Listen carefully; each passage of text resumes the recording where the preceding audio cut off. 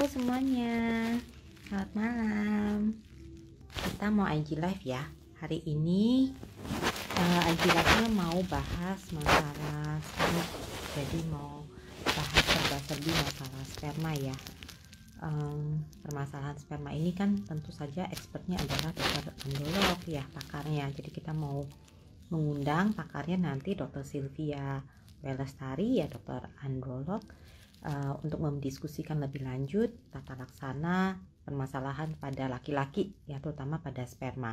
Seringkali kan pasien nanyanya ke saya nih ya, kira-kira nih gimana masalah spermanya, apa perbaikannya seperti apa gitu ya. Oke, Sylvie. Hai Mbak Ana, sudah standby dari jam 18.50, thank you loh. Hai Dr. Sylvie, apa kabar? Baik, Bill. Dokter Bill Ini nih. jelas ya dok? Aku keras nggak suaranya ya? Jelas banget sih, Oke, jelas oke. banget sih. Dok, jadi ini kan seringkali kan pasien promil tuh kan kadang nggak kebagi ya, kadang nggak suaminya datang ke dokter, terus kemudian istrinya datang ke dokter kandungan. Kadang-kadang kan mereka datang ke satu pintu doang nih, ya mungkin datang ke saya juga bisa gitu ya. Kira-kira tuh ada nggak hal-hal yang dokter ingin sampaikan ke pasangan-pasangan ini kalau misalkan promil tuh baiknya kayak gimana sih dok gitu? Iya, Harusnya gitu. Dokter B, panggilannya bagus banget nih. Jadi selama ini kalau misalnya infertilitas ini lebih banyak yang pasangan perempuan dulu nih ya, yang cari tahu, yang ke dokter kandungan. Mungkin memang mereka lebih aware atau juga tidak tahu ya. Nah, jadi kalau misalnya masalah infertilitas atau kemandulan, ini sebaiknya sepasang ya. eh, Suami istri gitu yang apa datang ke berkonsul ke dokter, kemudian itu akan menyelesaikan separuh dari masalah infertilitas gitu. Jadi nggak usah ragu kalau bapak-bapak ini mau diperiksa, karena itu akan sama aja seperti pasangan perempuan untuk diperiksa, atau bahkan apa namanya ini cenderung lebih mudah ya kalau yang pasangan laki-laki, karena hanya apa diperiksa analisis semen yang itu tidak invasif ya, menyakiti dalam hal ini, dan tidak terlalu mahal. Dan jadi kalau misalnya kita berkonsul yang laki-lakinya ini, berarti akan menyelesaikan separuh dari apa namanya faktor atau penyebab infertilitasnya. Oke, nah dok, kalau misalkan dokter sendiri ada nggak dok tips-tips yang bisa dokter berikan kepada para pria nih supaya menjaga vitalitasnya, supaya spermanya tidak menurun gitu ya? Bagaimana apa yang mereka harus lakukan aktivitas sehari-hari, apa do and don'ts-nya gitu? Ya, yang pasti kalau misalnya kebiasaan yang buruk itu tidak boleh dilakukan ya. Mungkin udah pada banyak yang tahu kalau itu merokok paling sering nih ya, karena itu apa nikotin dan lain zat yang merusak di rokok itu banyak di ekor sperma, sehingga gangguan spermanya ini lebih ke pergerakannya. Kemudian selain merokok, tentunya yang lain juga ya, seperti pakai pakaian ketat ya, dalam hal ini adalah underwear-nya. Jadi baik underwear atau celana panjangnya yang bersifat keras dan panas, misalnya celana jeans ya, lalu mandi air panas. Nah, kemudian ini makanan juga mungkin agak dilupakan nih Bapak Ibu, biasanya mungkin makan sekedarnya cukup bergizi, tapi ternyata kalau misalnya kurang protein atau kurang banyak antioksidan dari sayur dan buah, itu juga mempengaruhi sperma, karena sperma itu ukuran selnya lebih kecil daripada telur ya, jadi dia sangat peka, sensitif terhadap radikal bebas ya yang bisa didapatkan dari lingkungan luar ya.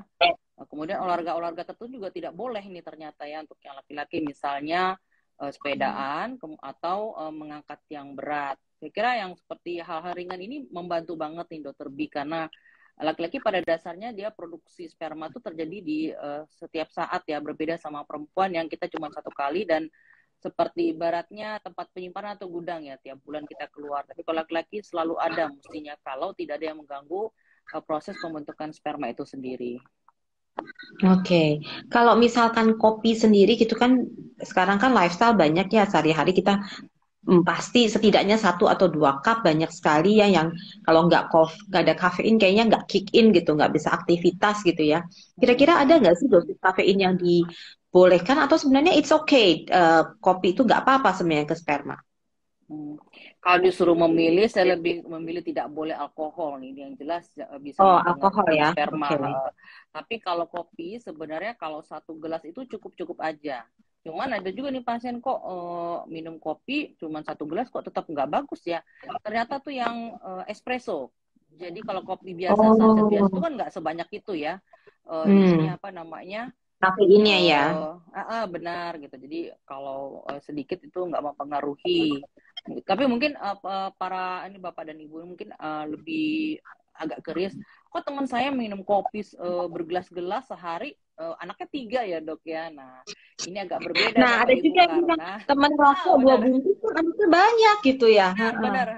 Nah, itu kembali lagi ke pada saat puber, itu produksi sperma pertama tuh berapa. Jadi kalau misalnya Bapak Ibu pada saat puber itu ratusan juta, ya saya pernah periksa remaja itu paling banyak 300 juta spermanya.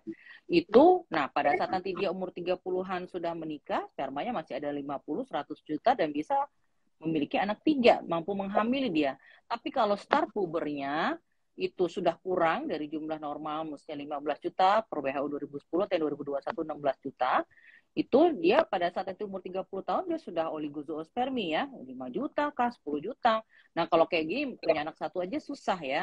Nah kayak gitu Bapak Ibu, jadi start pubernya kita nggak ada yang tahu gitu.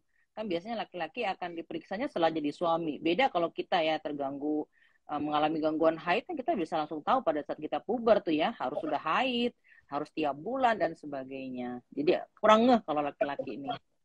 Sementara pria kita nggak tahu kapan dia pubertasnya, kemudian waktu itu jumlah, dan Mm-mm. jarang kali ya pria itu pubertas terus tiba-tiba langsung willingly pergi cek sperma, kan jarang ya. Biasanya mereka baru Mm-mm. akan mencek sperma kalau sudah ada masalah, gangguan Benar kesuburan gitu ya sekali. dok ya. Benar, benar. Oke, baik. Baik, dan pertanyaan yang sering muncul lagi tuh sebenarnya adalah, jadi sebenarnya suami untuk perbaikin sperma tuh makan apa? Tadi dokter mention sayur dan buah-buahan ya dok yang bagus ya. Kalau Mm-mm. misalkan seperti ikan-ikanan gitu ada, atau seafood itu ada yang do and don'ts-nya nggak ya? Nah, sebenarnya tuh kalau yang tadi sayur dan buah itu lebih ke antioksidan karena kan dia sperma rentan stres oksidatif, jadi dianjurkan banyak antioksidan yang kita dapat dari sayur dan buah. Tapi produk utamanya untuk membuat sperma, di mana DNA itu paling banyak terdapat pada kepala sperma, kita butuh protein. Nah, itu kita dapatkan dari Hmm. ikan. Ikan ya Bapak Ibu, bukan cumi, bukan udang, tapi kalau hal yang lainnya, misalnya kita butuh mineral, ya ada mineral-mineral tertentu yang bagus buat sperma, misalnya zinc dan kawan-kawan itu bisa didapatkan dari kerang. Jadi gitu. Oke, baik. Jadi itu ya bisa diingat-ingat ya. Jadi dari protein dari ikan itu baik, kemudian kalau zinc bisa dari kerang ya, gitu ya. Tapi kalau daging merah sendiri gimana dok? Ada nggak batasan daging merah yang boleh dikonsumsi gitu? Dan kalau Jadi kalau misalkan protein pasiennya itu, vegetarian gimana? nah, ya kalau misalnya protein itu bisa kita dapatkan dari ikan, daging tanpa lemak, ya daging merah dalam hal ini, atau dari ayam tuh ayam kampung atau ayam broiler yang pejantan, ya. Jadi jangan yang gemuk-gemuk kita nggak tahu diapain sebelumnya, ibaratnya seperti itu. Atau putih telur ya. Nah Hmm. kalau nggak dapat kebetulan vegetarian bisa diperoleh protein dari yang lain ya, misalnya kedelai dan produk lainnya. Tapi nah ini kalau kedelai itu jangan terlalu banyak, misalnya produknya tuh tahu sama tempe ya, karena di situ ada fitoestrogen. Jadi kadang ada pasien saya juga, saya mengkonsumsi ini dok, susu kedelai, tapi cukup banyak dia konsumsinya, itu agak berbeda itu profil spermanya, jadinya kadang tidak membaik. Jadi kalau misalnya protein nabati memang tidak dianjurkan terlalu banyak. Jadi kalau vegetarian masih bisa telur kalau nggak salah ya. Ya, vegetarian masih bisa, kalau vegan nggak boleh ya. Ha. Dok, ini ada beberapa Mm-mm. pertanyaan, kita mungkin saya tampung dulu, tapi mungkin yang berhubungan dengan topik sekarang saya bacakan ya. Ada pertanyaan dari Mamdiah Rahma. Jenis kerangnya apa dok yang kayak zinc? Ada jenis kerang-kerang tertentu nggak gitu? Jadi yang kalau dari textbook atau jurnal itu kerang darah mungkin maksudnya ya. Tapi sebenarnya semua Hmm. kerang sih mengandung zinc cukup banyak. Nah, tapi ini juga saya ada agak wanti-wanti kalau yang di Jakarta itu biasanya tidak bebas timbal ya atau PB. Jadi hati-hati apa perolehan sperma dari apa sekarangnya dari mana. Biasanya saya tidak menganjurkan kalau kita tinggal di Jakarta ya, kecuali oh saya di Bengkulu dok, oh saya di Makassar misalnya yang perairannya masih sedikit apa limbahnya, itu masih boleh kalau daerah luar Jakarta. Kalau Jakarta limbahnya sudah tinggi ya dok ya, jadi harus hati-hati Ya, mengkonsumsi karena. Baik. banyak Oke, PB-nya. ada pertanyaan tentang anti-sperm antibody. Sabar sedikit ya, Mam Hmm. Eldianuha. Nanti kita akan sampai ke topik itu. Jadi nanti kita akan bahas lebih detail. Jadi sekarang kita mau bahas tentang do and don'ts-nya dulu untuk kesehatan sperma. Tapi nantinya tentu saja kita akan membahas sampai sedetail itu. Jadi teman-teman boleh ayo bergabung lagi, panggil temennya lagi ya, karena ini topik akan seru sekali.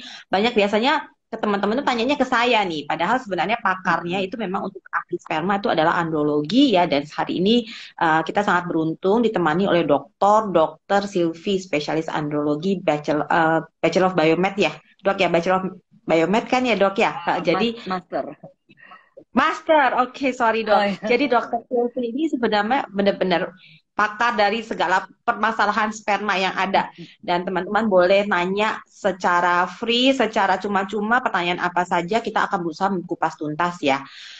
Jadi berikutnya tadi kan kita sudah tanya tentang makanan, minuman kafein, ya rokok, ya. Kemudian yang berikutnya adalah bagaimana tentang berat badan nih dok. Berpengaruh nggak ke kesehatan sperma ya?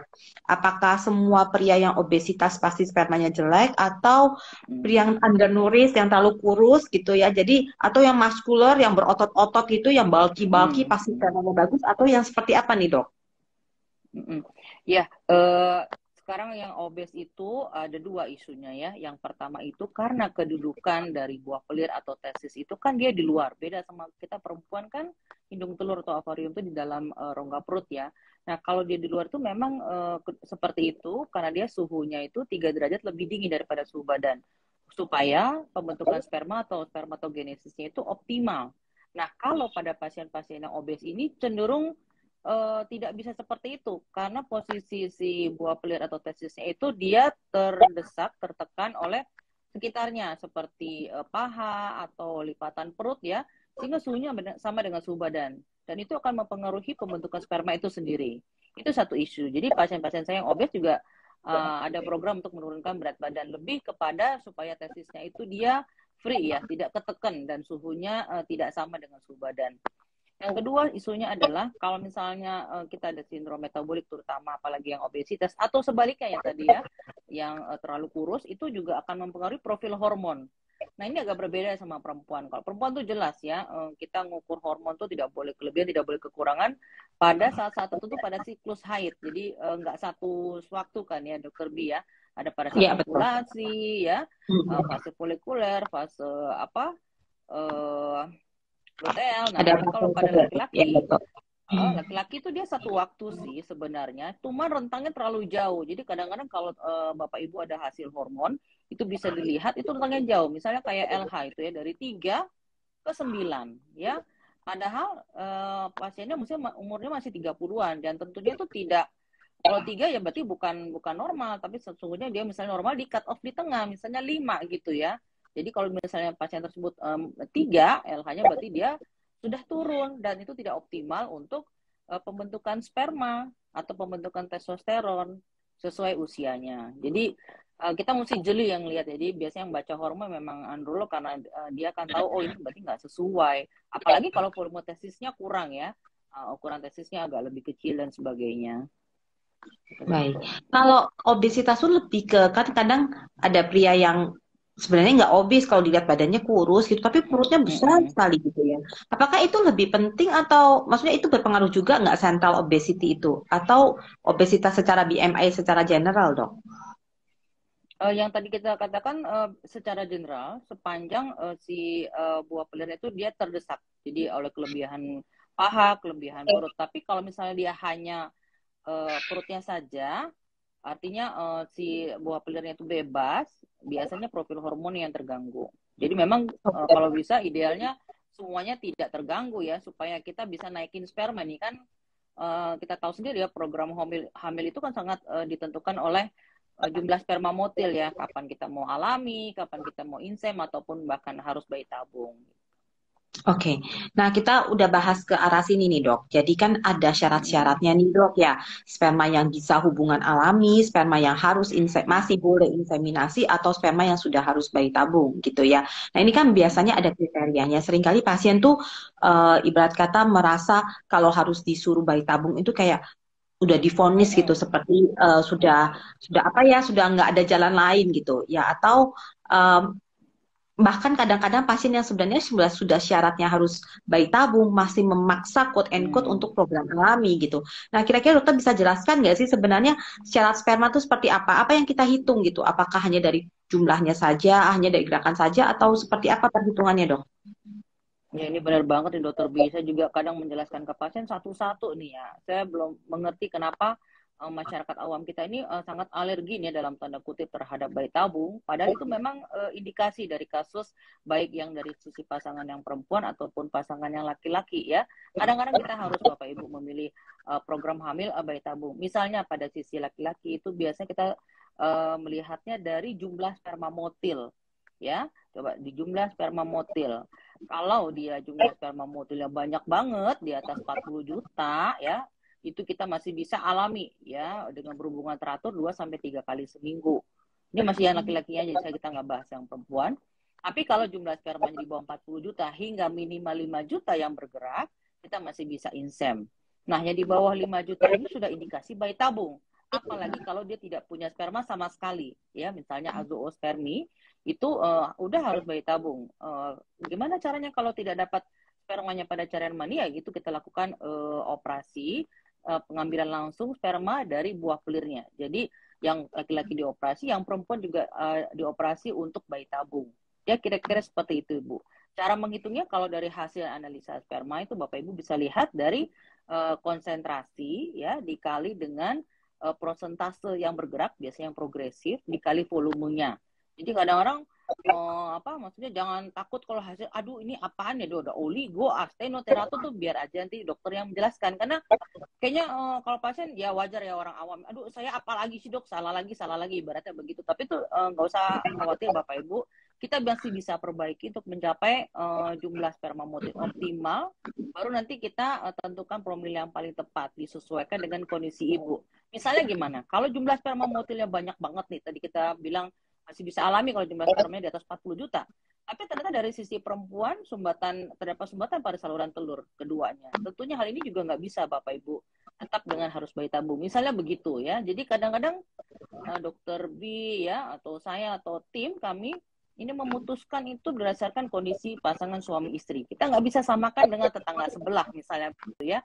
2-3 kali datang udah sudah hamil ternyata. Itu jadi mentalnya down ya. Memang nggak enak jadi pasien Bapak Ibu, saya mengerti. Tapi kita harus tetap berkepala jernih ini menentukan promil yang paling tepat. Seperti itu dokter. Ya, terima kasih Dokter Sylvie. Jadi tadi saya highlight ya, jadi ada perhitungannya teman-teman sekalian. Jadi kalau kita melihat hasil laporan analisa sperma itu bukan hanya semata-mata laporan kayak raport, tapi sebenarnya dokter harus melakukan perhitungannya lagi. Tadi Dokter Sylvie sudah menyampaikan volume sperma itu juga penting. Jadi pas waktu pemberian sampel sperma itu jangan sampai tumpah ya, karena volume sperma itu adalah bagian dari hitungan kita. Volume itu berapa cc sperma yang tertampung ya. Kemudian itu dikalikan konsentrasi sperma, jadi berapa juta sperma per cc air mani. Itu yang penting, bukan total sperma secara keseluruhan. Karena kan sperma itu pas hubungan pasti tumpah ya dok. Jadi sebagian yang bisa per cc-nya itu berapa juta gitu, yang bisa kurang lebih masuk sampai ke dalam saluran tuba wanita. Dikalikan dengan kemampuan bergeraknya, yaitu progresivitas atau motilitas daripada sperma. Jadi itu ada kali-kaliannya, perhitungannya. Nah, kalau sudah di bawah 5 kali-kaliannya, maka mau nggak mau itu indikasi bayi tabung. Kalau misalkan antara 5 sampai 40 masih bisa kita coba inseminasi, di atas 40 bisa hubungan alami. Jadi itu clear cut gitu ya, hitam-hitam putih-putih gitu. Jadi perhitungannya seperti itu. Jadi jangan sudah indikasi IVF memaksakan untuk inseminasi. Nah, kami sendiri sih sebenarnya secara ideal kalau seperti itu, bukannya nggak boleh ya, tapi akan buang-buang uang karena kita tahu angka keberhasilannya kecil.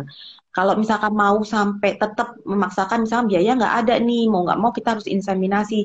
Ya kita harus perbaiki dulu, ya perbaiki sperma sampai memungkinkan untuk inseminasi, benar nggak dok? Jadi makanya teman-teman harus membawa pasangannya, bawa suaminya ke dokter andrologi untuk diperbaiki dulu, dikoreksi dulu spermanya sampai memungkinkan untuk inseminasi. Tapi tentu saja ini kita harus diskusi bareng-bareng ya. Jadi kadang-kadang permasalahan tuh nggak cuma sperma tok. Ya, jadi kadang-kadang pasien itu datang ada permasalahan pada perempuannya juga ya dok ya. Jadi kadang-kadang AMH-nya udah 0, sekian, cadangan sel telur sudah sedikit sekali. Nah, kita harus diskusi nih, kira-kira butuh perbaikan berapa lama sih mau naikin sperma?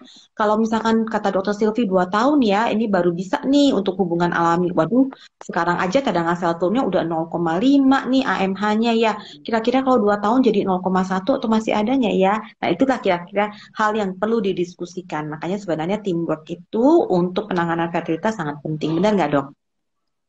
Benar, kita nggak bisa sendiri-sendiri dokter B ya. Ini yang pasien nggak banyak tahu nih ya, bahwa untuk pemilihan site atau apa center IVF itu juga berdasarkan dari tim yang baik pula. Ya, dok, ini ada pertanyaan nih dari Ibu Koiruni Satriavi. Dok, suami saya perokok, nggak minum alkohol. Suami saya nggak perokok, nggak minum alkohol, tapi hasil sperma itu arsenoteratozoospermi.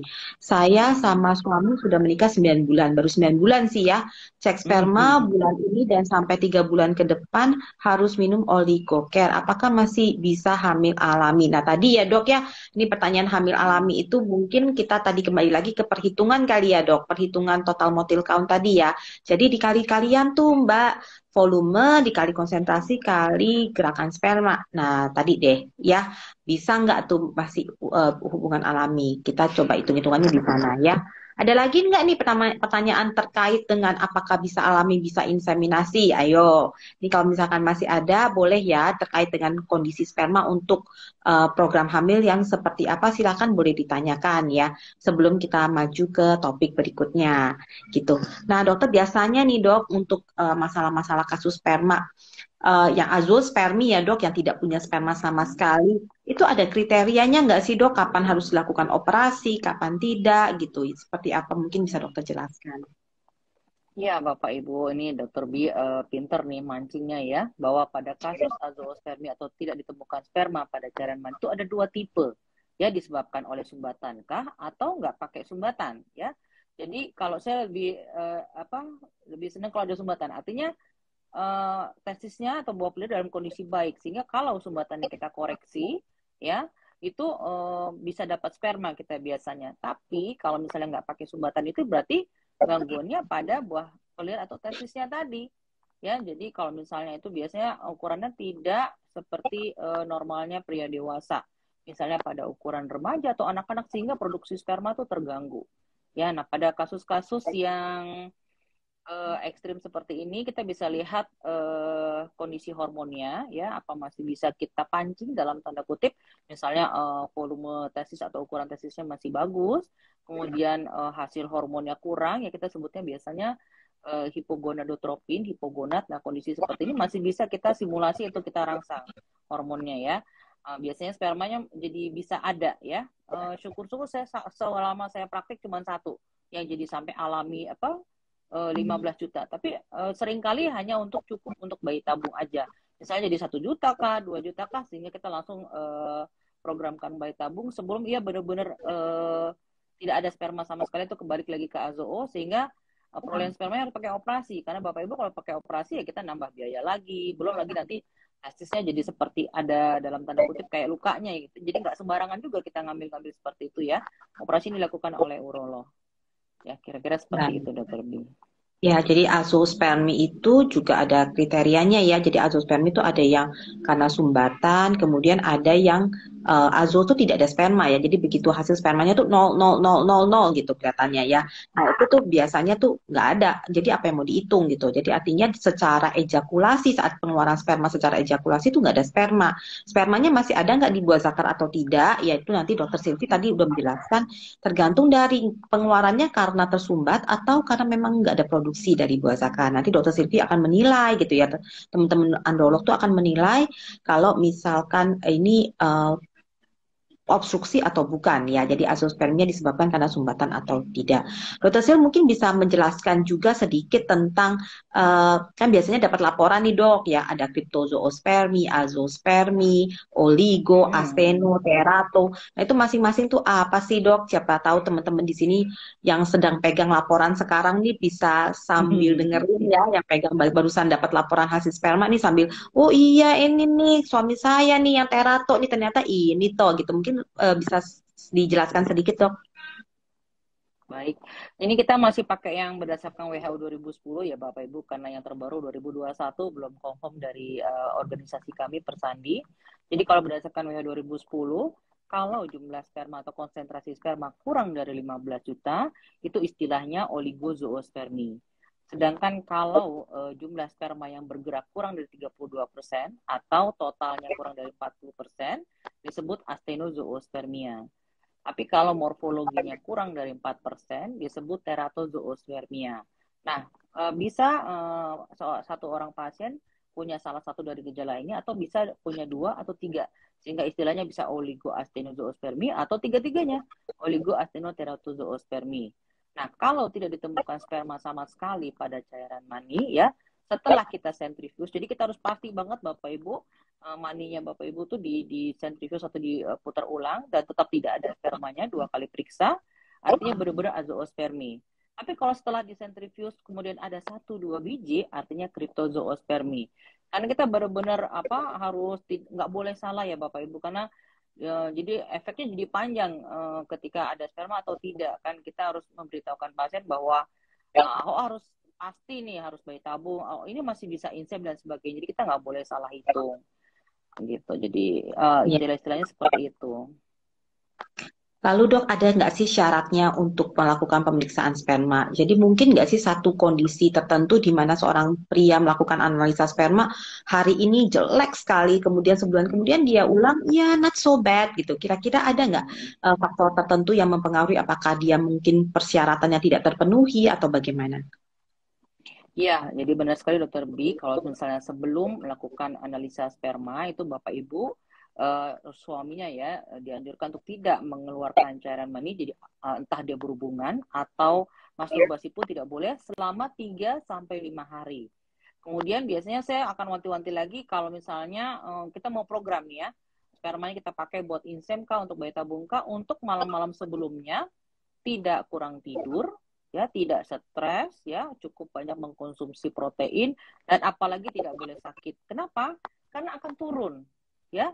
Proses ejakulasi itu separuh karena psikologis. Jadi kalau bete, aduh dok ditungguin dok, oh, dingin dok sendirian dok, biasa sama istri dan sebagainya, itu dia ngaruh banget, ya, akan turun. Dan yang kita peroleh di lab kan apa adanya yang Bapak keluarkan di dalam ditampung di kontainer atau semen jar tersebut. Jadi kalau tumpah sedikit, ya itulah yang akan kita proses untuk selanjutnya. Apa cuma sekedar diperiksa sperma aja, analisa sperma, atau harus inseminasi, atau harus bayi tabung. Jadi alangkah sayangnya kalau misalnya ada gangguan yang tadi saya sebutkan tadi. Jadi harus fit Bapak Ibu kalau mau periksa sperma, sehingga apa yang kita periksa apa adanya kondisi ibu Bapak Ibu saat itu ya, bukan karena dipengaruhi oleh faktor yang lain.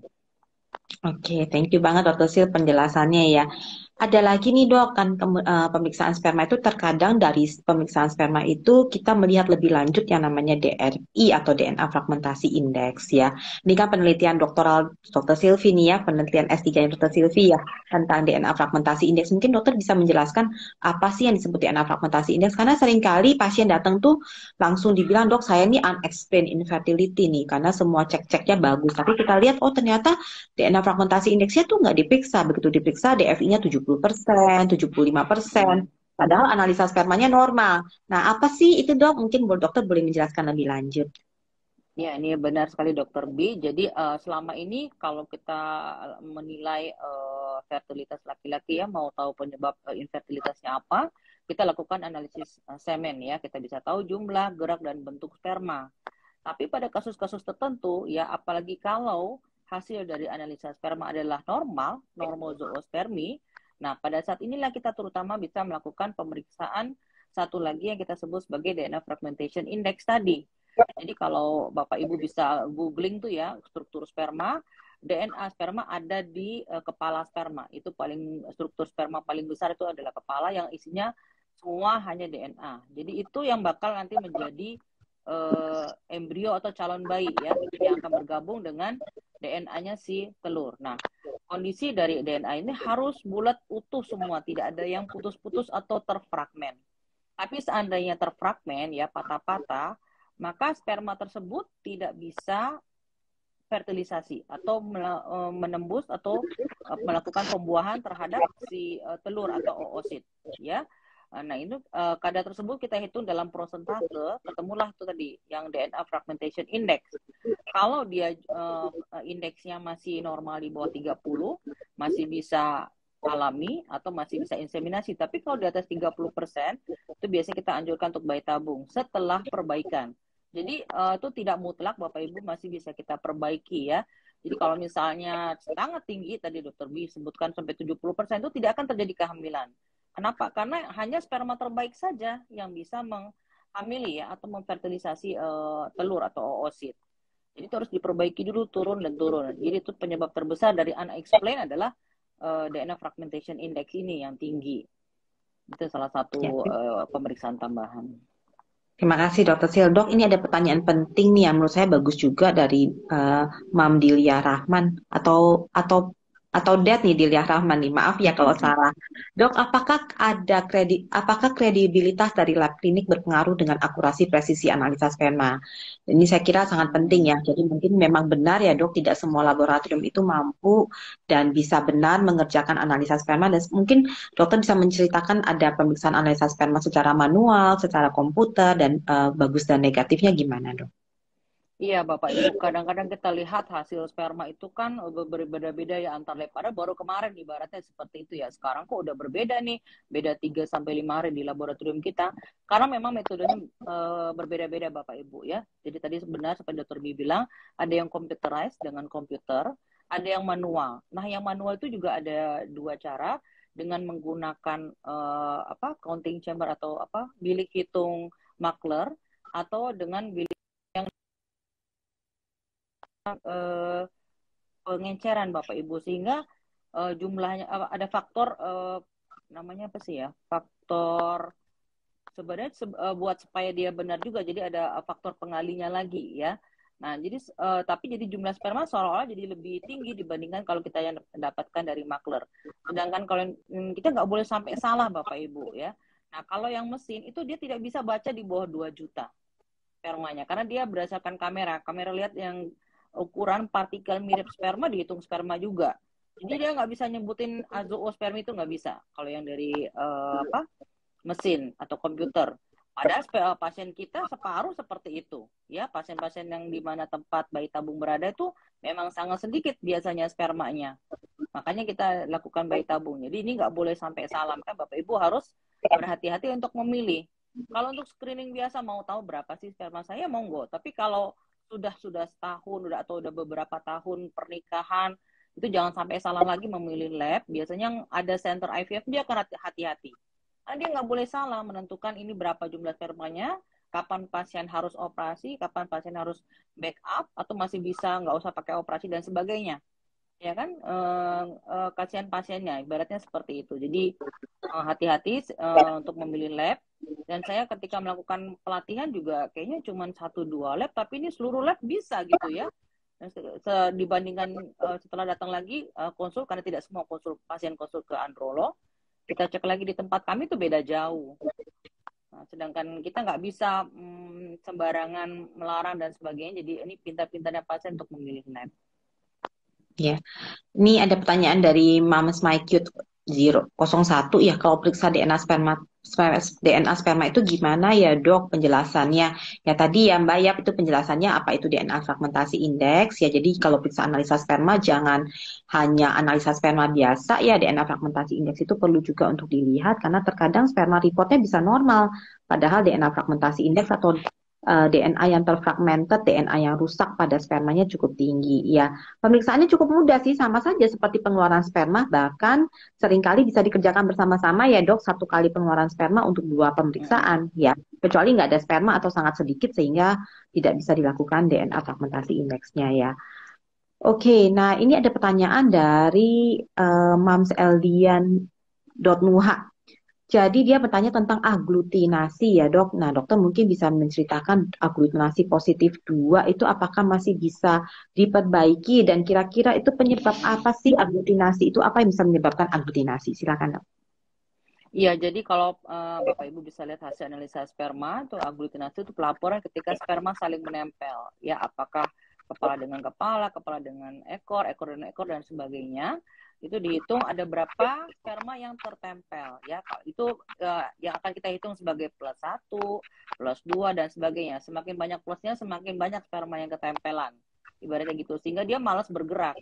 Kita butuhnya sperma yang bergerak, ya mampu menuju sel telur. Terutama untuk yang alamin ya. Karena kalau untuk inseminasi atau bayi tabung itu kita nggak usah masalah. Karena kita akan cuci atau kita preparasi sebelumnya. Sehingga nanti yang diharapkan dimasukkan kembali ke rahim ibu itu adalah yang bergerak. Ya, nah itu penyebabnya macam-macam Bapak Ibu, bisa dari pola makan karena sperma itu kan dia sel ya Bapak Ibu, sekumpulan sel, dan dia nggak bisa berdiri sendiri, dia butuh cairan untuk membawa dia keluar, disebut cairan mani atau semen yang diperoleh dari kelenjar-kelenjar di sepanjang saluran reproduksi, dan itu dipengaruhi dari apa yang kita makan, apa yang kita lakukan, kadar hormon dan sebagainya. Jadi multifaktor Bapak Ibu. Saya biasanya yang saya perbaiki bukan aglutinasinya, yang saya bagaimana caranya meningkatkan jumlah sperma motel itu aja dulu. Ya, karena itu yang bisa diukur, bukan aglutinasi semakin banyak jadi gimana. Memang iya akan mempengaruhi lebih banyak lagi di sperma yang bergerak, tapi kita konsentrasinya ke memperbanyak jumlah sperma motil, kemudian menentukan promil yang paling tepat untuk pasangan tersebut. Jadi nggak terlalu penting juga ya dok ya untuk melihat faktor aglutinasi ini ya. Oke. Nah terakhir nih dok dari hasil analisa sperma yang tadi kita belum sempat bahas adalah anti-sperm antibody. Mungkin dokter bisa menjelaskan sedikit ini anti-sperm antibody. Mungkin teman-teman coba fokus sedikit, agak muter otak sedikit, agak tune in ya karena ini penjelasannya mungkin nggak simpel ya. Udah anti-sperm antibody, berarti antibody dari anti-sperma ya kan. Nah seringkali pertanyaannya adalah kok kalau ada antibodi terhadap sperma, kok didapatnya dari sperma gitu. Nah, gitu ya. Kira-kira Dokter Silvi akan menjelaskan lebih lanjut. Jadi teman-teman tune in nih ya, karena ini cukup harus memutar otak sedikit, ya nggak bisa cuma terima aja, ya harus berpikir sedikit. Oke, silakan Dokter Sil.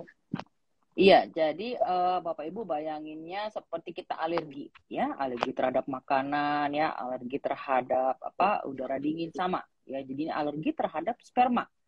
Tapi sel yang diperoleh dari badan kita sendiri, ibaratnya gitu. Jadi makanya sebutannya antibody anti sperma. Jadi menyerang si sperma itu sendiri, ya. Kalau si spermanya masuk, misalnya kalau yang dari ke liang kemaluan yang perempuan, berarti prosesnya dari sistem imunnya yang perempuan. Ketika sperma masuk dianggap seperti benda asing, ya, sehingga dibunuh, ibaratnya begitu, dianggap seperti bakteri atau virus masuk. Jadi dia nggak bisa masuk, nggak bisa hidup bergerak menuju telur, ya. Tapi penyebab ini adalah hanya 11% dari kasus infertilitas. Jadi nggak banyak Bapak Ibu, yang nggak usah khawatir. Dan itu penyebab tata laksananya tidak susah, ya, bisa secara terapi itu, tapi saya jarang melakukan karena ini menggunakan kortikosteroid jangka panjang atau penggunaan kondom. Saya biasa sering pas by, ya, saya cuci aja spermanya, digunakan untuk inseminasi atau bayi tabung, ya. Kita hitung lagi jumlah sperma motil. Jadi memang nggak sembarangan semua harus bayi tabung, semua harus inseminasi, tapi per kasus, ya. Atau lihat pasiennya datangnya dengan usia perempuan udah 35, 40, udah nggak tepat lagi kalau mau untuk alami Bapak Ibu, ya. Udah kita harus kejar, harus ISMK, harus bayi tabung kah? Karena tadi seperti yang Dokter B jelaskan, gimana nih cadangan telurnya, AMH-nya berapa kalau udah umur segitu. Nah di sini seninya Bapak Ibu memilih dokter ahli infertilitas ini kan mungkin ada banyak, ya, tapi ini yang cermat itu juga banyak Bapak, dan Dokter B salah satunya nih, ya.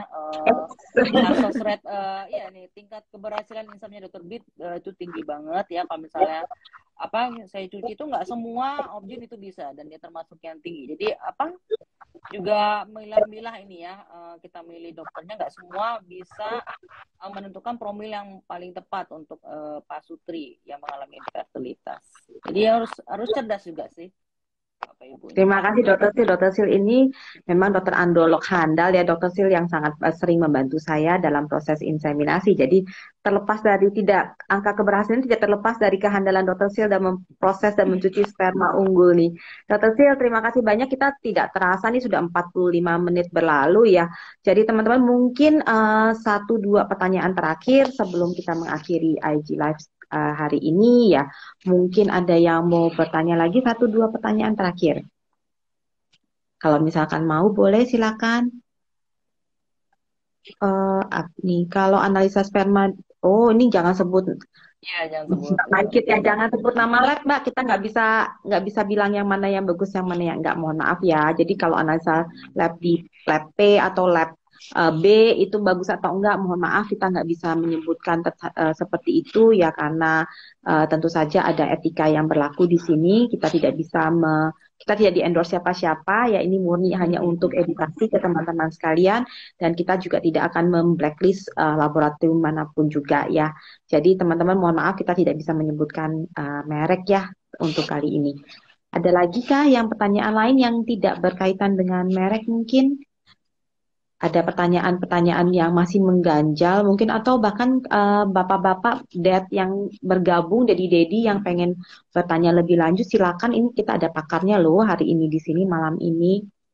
Jadi tadi sudah dikupas tuntas semua ya dari do and don'ts, makanan, minuman, kemudian bagaimana kita melihat hasil analisa sperma kita dan mencoba melihat bagaimana peluang kita untuk hamil alami, inseminasi, dan bahkan sampai perlu bayi tabung. Bayi tabung juga nggak selalu harus bisa langsung loh ya. Jadi beberapa kasus ya tadi Dr. Silvi juga menyebutkan dengan kasus DNA fragmentasi indeks yang tinggi itu mungkin perlu diperbaiki terlebih dahulu sebelum buru-buru langsung jam ke bayi tabung. Tentu saja kita harus lihat case by case dan ini nggak bisa hanya sendiri ya, kita harus lihat bersama-sama pasangannya, permasalahan pasangannya itu di mana gitu ya. Oke, saya kira demikian. Mungkin saya akhiri kalau memang teman-teman tidak ada yang... Oh, ini ada pertanyaan dari Mbak Mita Nurdiana. Dokter, untuk suplemen meningkatkan konsentrasi sperma apa saja? Dan mungkin saya lanjutkan dengan pertanyaan Mbak Nurul Peri Febriani. Dok, bagaimana cara meningkatkan kadar hormon pada pria yang kurang? Mungkin itu dua pertanyaan terakhir, Dokter Sil. Ya, jadi sebenarnya kalau laki-laki itu nggak separah perempuan ya, apalagi kalau yang untuk fungsi seksnya itu biasanya testosteron rendah juga masih bisa ya, yang dia nggak bisa untuk fungsi spermatogenesis atau pembentukan spermanya. Nah ini kalau misalnya dijaga dengan pola hidup yang sehat, makan makanan yang bergizi serta olahraga, biasanya dia minim aja masih bisa. Apalagi untuk fungsi seks. Tapi memang kalau untuk yang spermatogenesis kita harus lihat serendah apa. Jadi kadang-kadang nggak bisa pakai apa-apa kecuali kita tambahkan dari luar. Jadi kita pancing sama seperti yang perempuan juga dokter B itu ahlinya itu memperbesar telur ya, telur yang masih kecil juga jadi tumbuh ya sama. Ini kita juga merangsang gimana caranya sperma yang rendah ini masih bisa naik atau enggak. Kemudian nanti ada ya di sini seninya ya androlo ya. Ada mentok dia, stop, dia akan turun lagi. Jadi mesti disiapkan juga momennya kapan kita menentukan promilnya. Ya kadang-kadang nggak sesuai dengan keinginan pasien. Misalnya dengan sperma 1 juta, dia mau naik sampai 15. Ya, itu akan nunggu hampir setahun ya kalau misalnya seperti itu. Apalagi dengan tesis yang mohon maaf pas-pasan gitu ya. Jadi kita harus mengedukasi bagaimana kalau insem saja. Ini dokter B hebat nih dia dengan sperma yang kadang nggak banyak ya B ya. Kita tapi banyak yang kerja berenang semua kemudian dengan cepat itu bisa hamil juga Bapak Ibu. Jadi mesti lihat juga untuk kondisi di kedua belah pihak Bapak dan Ibu ya, sebesar apa kita bisa memperbaiki dan memilih promil yang tepat. Saya kira itu. Ya, tadi terkait suplemen juga Dok, mungkin dokter bisa menjelaskan sedikit suplemen yang mengandung apa saja yang bisa diperlukan untuk meningkatkan kondisi sperma. Tadi di awal sempat dijelaskan kalau misalnya sperma itu sangat rentan terhadap stres oksidatif. Jadi yang kaya akan antioksidan itu bagus sekali buat sperma. Makanya mungkin Bapak Ibu pernah mendapatkan beberapa merek suplemen yang di situ dalamnya terdapat vitamin C, vitamin E, ya, ada zinc dan mineral lainnya yang sangat bagus untuk pembentukan dan gerak sperma. Tapi kalau sudah kena hormonnya, itu nggak cukup pakai suplemen Bapak Ibu. Di situ untuk peran androlog ya. Sebesar apa kita memberikan preparat hormon apakah dari tablet, apakah harus dari suntik, itu kita akan hitung-hitung ya gimana kondisi Bapak Ibu. Karena ini kan kayak main apa ya, nggak boleh ketinggian, nggak boleh kerendahan ya, sperma akan naik, akan turun drastis. Jadi nggak bisa asal Bapak Ibu, makanya mesti konsul berkali-kali. Kadang-kadang pasien habis berapa ya kira-kira dok bolak-balik gini, karena memang harus bolak-balik Bapak Ibu. Pembentukan sperma itu 3 bulan, kalau yang oogenesis itu kan apa maksudnya untuk ovulasi itu per bulan. Jadi mesti sabar. Baik, terima kasih Dokter Sil. Jangan lupa juga teman-teman banyak berdoa ya. Jadi selama Dokter Sil dan saya nih sama kita membantu teman-teman untuk mendapatkan buah hati, mencapai garis 2. Ini sudah banyak sekali mujizat-mujizat yang kita lihat yang sebenarnya dari hitungan matematika kedokterannya sepertinya tidak memungkinkan. Tetapi ya kalau Tuhan berkenan, Tuhan berbicara lain itu udah lain masalah ya. Jadi kalau memang Tuhan berkenan itu sih sudah di luar dari segala macam perhitungan. Jadi tidak lepas-lepasnya ya ingat selalu berdoa karena sesungguhnya memang Tuhanlah yang memberikan kehidupan ya. Dokter Sil dan saya hanya sebagai perantara saja. Mungkin satu take home message dok sebelum kita mengakhiri IG Live ini apa saja yang ingin dokter sampaikan, mungkin satu atau dua kalimat dokter pada teman-teman yang sudah join pada malam hari ini. Ya, saya mengencourage bapak-bapak ini untuk tidak malu, tidak kecil hati untuk datang bersama berkonsultasi ke dokter ya, perempuannya ke dokter SPOG, yang laki-laki bisa ke dokter androlog ya, karena kalau bapak datang bapak menyelesaikan separuh dari penyebab infertilitas dan tidak susah ya, malah gampang karena harus cuma ngeluarin sperma aja dan tidak mahal dibandingkan ibu ya, banyak-banyak lebar segala macam. Jangan lupa Pemirsaannya jauh lebih menyakitkan ya dok. banyak banget ya, nutrisinya yang cukup, olahraga yang cukup, itu semua ada apa prinsip dasar untuk suatu kondisi hormonal yang ideal untuk pembentukan sperma. Terima kasih Dokter Sil, terima kasih teman-teman semua yang sudah bergabung. IG Live ini nanti akan saya record dan akan saya tampilkan di YouTube channel ya. YouTube channel Dokter Pi yang linknya ada di profil Instagram saya. Dokter Sil bisa dihubungin di mana dok kalau teman-teman ingin berkonsultasi dengan Dokter Sil? Prakteknya ada bisa dilihat di IG saya. Jangan lupa di follow juga ya dr.sylvia_sp.and ya. Jadi silakan teman-teman boleh follow, banyak informasi yang bisa didapatkan. Sungguh berharga sekali. Terima kasih dokter atas waktunya. Terima kasih teman-teman yang sudah bergabung. Selamat melanjutkan kembali harinya. Sampai bertemu. Dadah. Salam sehat. Selamat malam. Salam sehat.